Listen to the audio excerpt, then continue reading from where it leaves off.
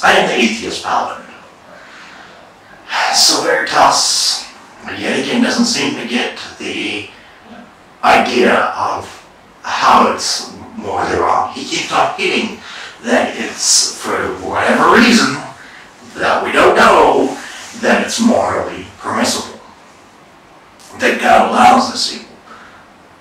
But that isn't that a contradiction in terms to say if it's morally permissible, then what grounds does God have punishing anyone for evil?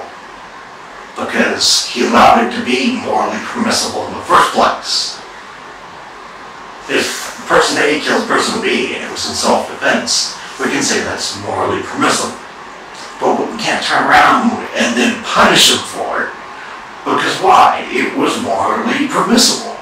So if there is a reason for that, these genocides, famines, wars, all are permissible for one reason or another, then it takes out the reasons to punish them. The thing is with punishment is a very human system. We punish because we didn't have the power to prevent it in the first place. That's the truth of it. If we actually had the power to prevent something, we would. If we knew a terrorist attack was going to occur, we're not going to wait for it to happen and then punish them. Oh, you had free will not to do it, but no, it doesn't work that way. And so, what reason do you have to cling to say certain actions are bad and wrong, and yet at the same time you have to make excuses to allow these actions occur in this world, to which God specifically also at the same time disapproves of them? It doesn't make sense. If someone says that they love, even if in a finite human manner, we wouldn't let them let someone else suffer as a result. If we had the power to wipe away someone's suffering, someone's hurt, someone's pain, in any sort of way, we would do it. Because why? We love.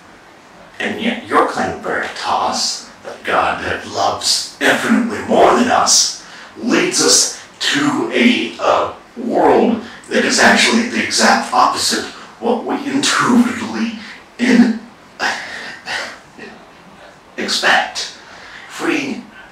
If love leads us to intuitively expect not to have suffering, if we had the power to get rid of it, and yet at the same time that you say that this God who has all the power he has at his disposal and infinitely loving, it's A equals not A. It does not make sense.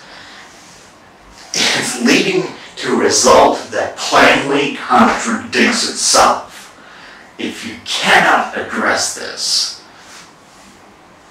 I don't see why you'll have any grounds whatsoever to say God is love or moral without begging the question in the first place. You simply assume that God has reasons to do it, and then we expect us to simply accept that fact without proof of evidence. And if you have to make us accept that fact, then you must provide reasons that things occur. You can't have it both ways. You can't deny us that there's a reason, now give us the reason, and then expect us to accept the conclusion that God is loving and just. It just doesn't work. So peace, take care, and remember people, rationality is the path of righteousness.